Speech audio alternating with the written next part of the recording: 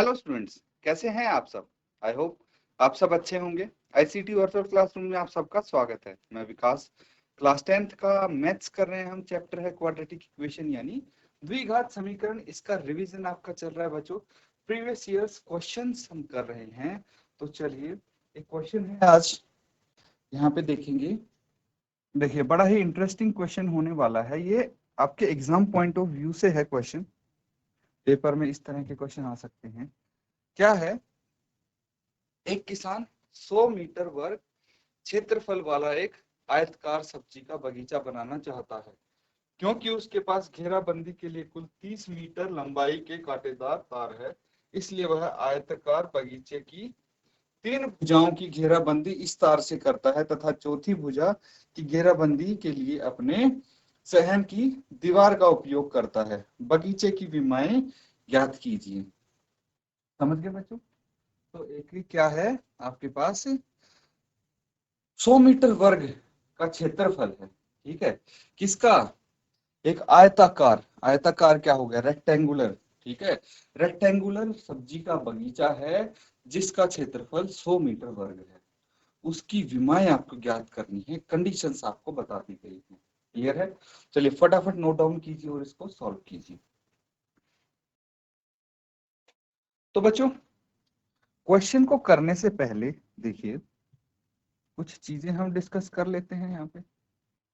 देखिए, एक आयताकार बगीचा है आपके पास। ठीक है, ये चीज क्लियर है।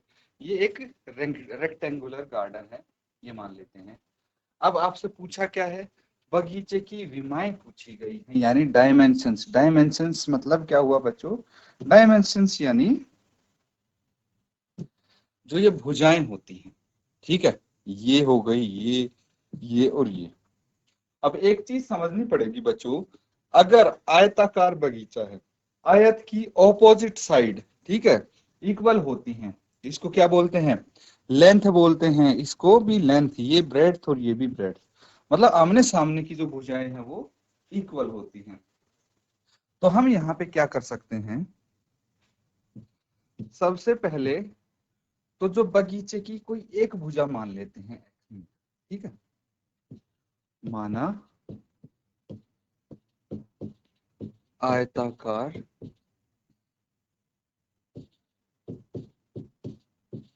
बगीचे की एक भुजा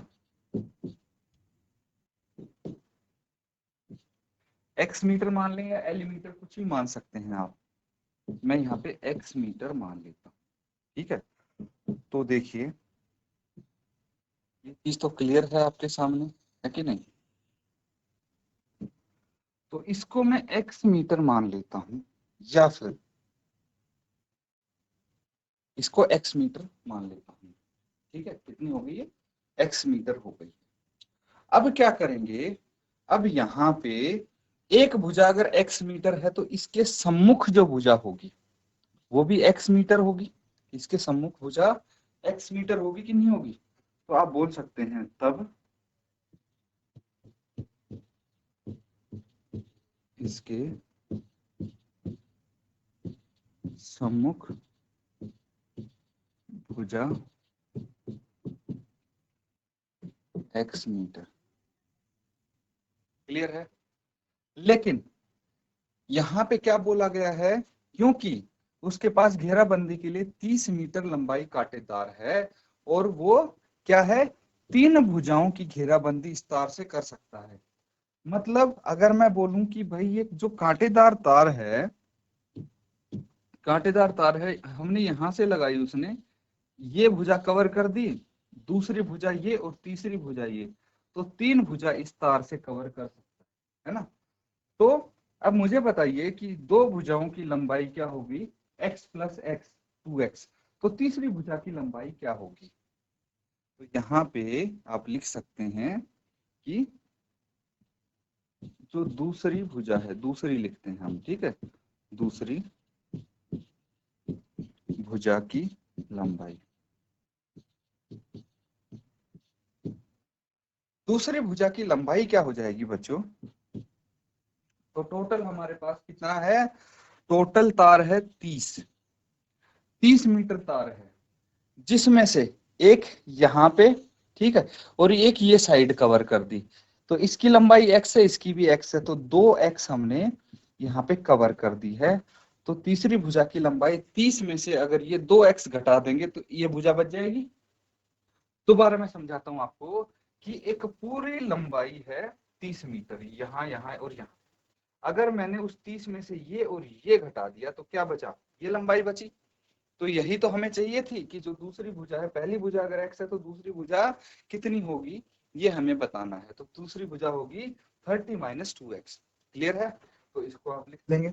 उसके बाद क्या करना है, देखिए उसके बाद एक बहुत ही इंपॉर्टेंट चीज हमें दी हुई है, 100 मीटर वर्ग क्षेत्रफल है। ठीक है, तो आयताकार, अब यहाँ पे क्या लिखेंगे बच्चों,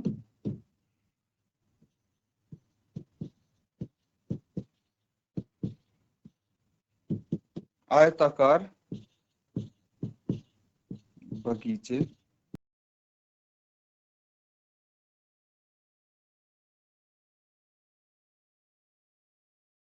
आयताकार बगीचे का क्षेत्रफल यानी एरिया ऑफ रेक्टेंगुलर गार्डन क्या होता है।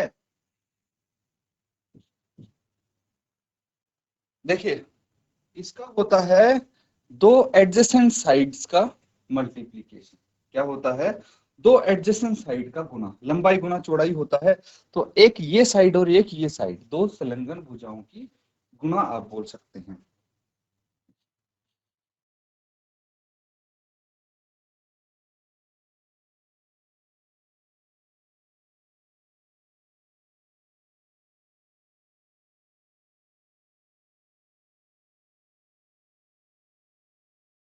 ठीक है बच्चों, दो संलग्न भुजाओं की मल्टीप्लीकेशन क्या हो जाएगी, बगीचे के क्षेत्रफल हो जाएगा।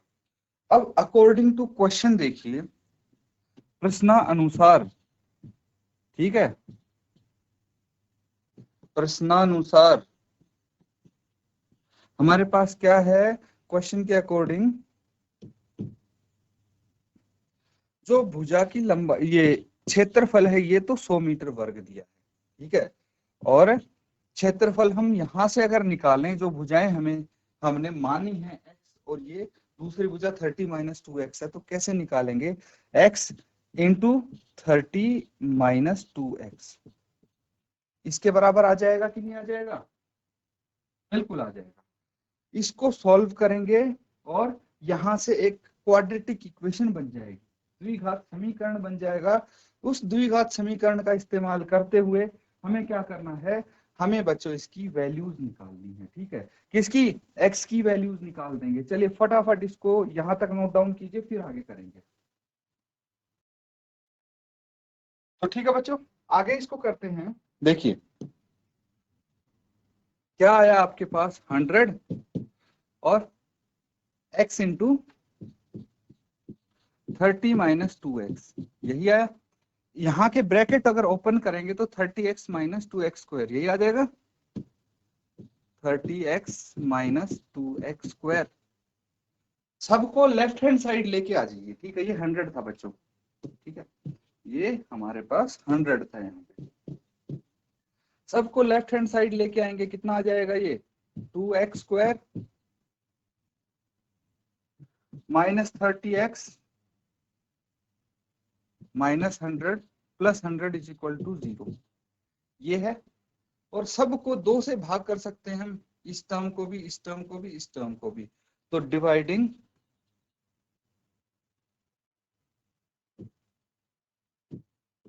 ईच टर्म बाय 2, सभी पदों को 2 से भाग करने पर, ठीक है, ऐसे लिखेंगे, क्या आ जाएगा, x square minus 15x plus 50 is equal to 0। ये एक द्विघात समीकरण है, स्प्लिटिंग द मिडल टर्म। ठीक है, मध्य जो आपका पद है उसको स्प्लिट करके हम यहाँ पे इसको हल कर सकते हैं। तो हमें क्या लेके आना है, ये जो माइनस 15 है, इसकी जगह हमें क्या लिखना है भाई, ऐसे नंबर्स लिखने हैं जिनको ऐड या सब्ट्रैक्ट करके माइनस 15 आए और गुणा करके 50 आ जाए प्लस का। तो ऐसे कौन से दो नंबर हो सकते हैं, तो एक तो हो जाएगा -10 और एक -5। देखिए -10 और -5 -15 आ गया, -10 इंटू -5 +50 आ गया। दोनों ही कंडीशन सेटिस्फाई हो रही हैं। तो यहाँ पे हम लिख देंगे x² -10x -5x +50 = 0। ठीक है बच्चों, इसके बाद क्या करना है हमको, देखिए कॉमन ले लेंगे x -10 यहाँ पे आ जाएगा, फिर -5 कॉमन ले लेंगे तो x -10 यहाँ पे आ जाएगा = 0। इससे कंफ्यूज नहीं होना कि ये भाई यहाँ पे तो प्लस था बीच में, यहाँ माइनस कैसे आ गया। हमने कॉमन लिया ना, तो खाली हमने 5 कॉमन नहीं लिया है, माइनस भी साथ में कॉमन लिया है, तो इनके साइन चेंज हो जाएंगे, x प्लस का हो जाएगा और ये 10 माइनस का हो जाएगा। फिर से x -10 कॉमन ले लीजिए, क्या आ जाएगा, x -5 आगे x -10 = 0 या फिर x -5 = 0। तो या तो x होगा 10 के बराबर या फिर x होगा 5 के बराबर। भाई दो मूल तो आने ही थे, दो रूट्स तो आने ही थे, क्योंकि ये क्वाड्रेटिक इक्वेशन है हमारे पास, कोई दिक्कत नहीं है, दो रूट्स आ गए तो भी। देखिए अब हम यहाँ पे देखते हैं कि एक भुजा, बगीचे की एक भुजा x मीटर है। तो यदि अगर बगीचे की एक भुजा होगी आपकी 10 मीटर, तो उस कंडीशन में दूसरी भुजा निकाल के देखिए।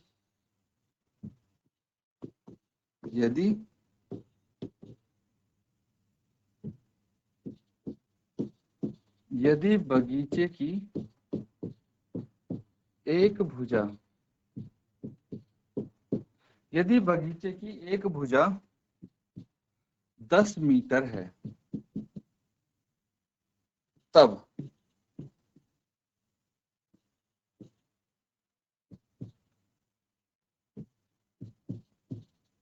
बगीचे की दूसरी भुजा क्या हो जाएगी, 30 - 2 × 10।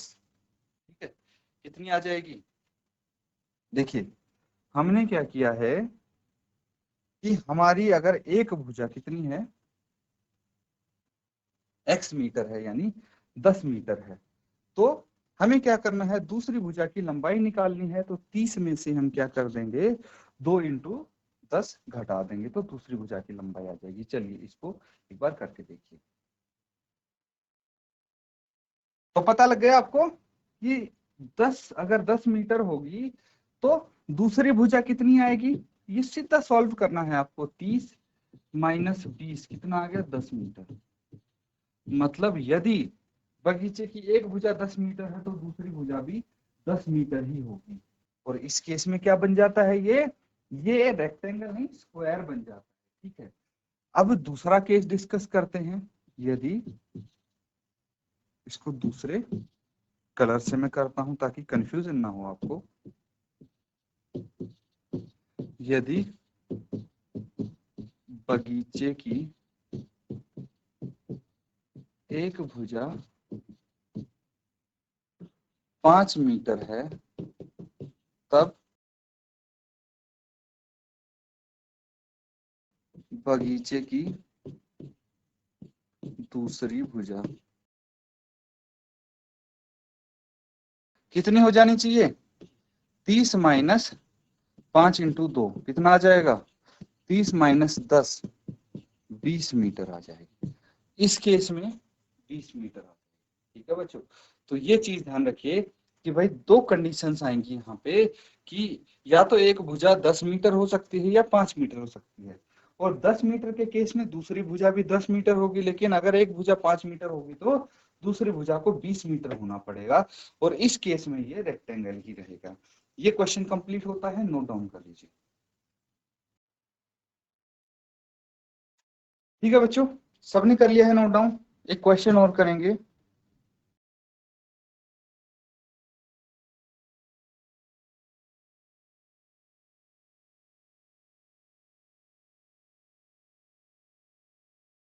यदि समीकरण 3x² minus 2kx plus 2m is equal to 0 है, के मूल x बराबर है 2 तथा x बराबर है 3 है, तो के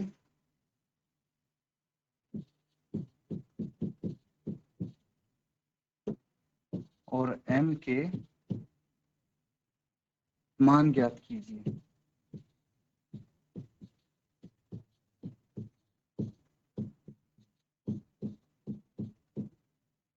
ठीक है, ये क्वेश्चन है, 1 मार्क्स के लिए आपका ये क्वेश्चन आ सकता है, तो इसको नोट डाउन करेंगे और जल्दी से सॉल्व करके आंसर बताएंगे। चलिए सॉल्व करते हैं बच्चों इसको साथ में। देखिए यहाँ पे आपको 2 मोल दिए हैं, तो यदि x बराबर है 2 है, तब हम क्या कर सकते हैं, जो समीकरण है उसमें x की जगह हम 2 रख सकते हैं।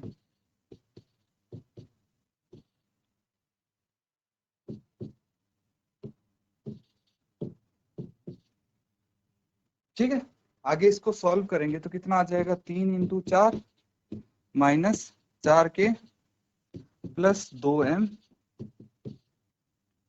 0। ठीक है, और क्या आ जाएगा, ये आ जाएगा बच्चों 4 तिये 12। ठीक है, तो 12 माइनस 4 के plus 2m is equal to 0। सबको 2 से भाग कर दीजिए, या 12 को पहले राइट हैंड साइड लेके जाइए, तो कितना आ जाएगा, माइनस 4 के plus 2m is equal to minus 12। सबको माइनस से डिवाइड कर दीजिए, तो माइनस 2 से डिवाइड कर दीजिए सबको, तो ये 2 के माइनस m इक्वल टू 6। ये हो गया आपका समीकरण 1। ठीक है, इसी तरह से आप निकालेंगे, यदि x बराबर है 3, तब क्या होगा। ठीक है, इस समीकरण में x की वैल्यू 3 रखिए और आप एक और इक्वेशन बना लेंगे, फिर भाई आपके पास 2 वेरिएबल हैं k और m, 2 इक्वेशन हो जाएंगी, दोनों की वैल्यू आ सकती है। चलिए एक बार और कोशिश करिए। चलिए आ गया होगा आंसर आपका।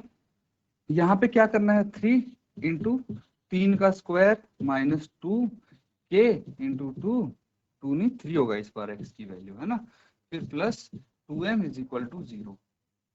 चलिए फटाफट इसको सॉल्व कर लेंगे। 3 इंटू 3 का स्क्वायर, 3 का स्क्वायर 9 होता है, 9 इंटू 3 27 आ गया, माइनस 2 तिया 6, 6 के आ गया, plus 2m is equal to 0। अब 27 को राइट हैंड साइड लेके जाएंगे, माइनस 6 के plus 2m is equal to minus 27, minus से भाग कर दीजिए सबको, तो 6 के minus 2m is equal to 27। ये आ गया समीकरण 2। ठीक है, समीकरण 1 ये है, समीकरण 2 ये है। अब इन दोनों समीकरण को मैं लिख लेता हूं नेक्स्ट पेज पे। तो 2 के minus m is equal to 6 है एक, तो 2 के minus m is equal to 6 है। दूसरा क्या है, 2 के minus 2m is equal to 27, 6 के minus 2m is equal to 27। ये एक समीकरण, ये दूसरा समीकरण। अब समीकरण 1 और 2 को हल करने पर इन दोनों समीकरणों को हल कर देंगे। देखिए अगर विलोपन विधि का इस्तेमाल करते हैं, हम प्रीवियस चैप्टर में पढ़ा था आपने, तो इसको 2 से गुना कर दीजिए। ठीक है, 6 के समीकरण 2 को एज इट इज लिख देंगे हम, और इसको 2 से गुना करके लिखेंगे, 4 के minus 2m is equal to 12। Sign change कर देंगे क्योंकि इनको करना है सब्ट्रैक्ट, घटाव करना है इनका। कितना आ जाएगा, देखिए +2m से -2m कट गया, 6 - 4 2 के बराबर है 27 - 12 15 आ गया। तो के किसके बराबर आ जाएगा, 15/2 के बराबर। तो के आ गया हमारे पास। अब क्या करना है, अब समीकरण किसी में भी के की वैल्यू पुट कर देंगे, ठीक है। समीकरण 1 में के की वैल्यू पुट करने पे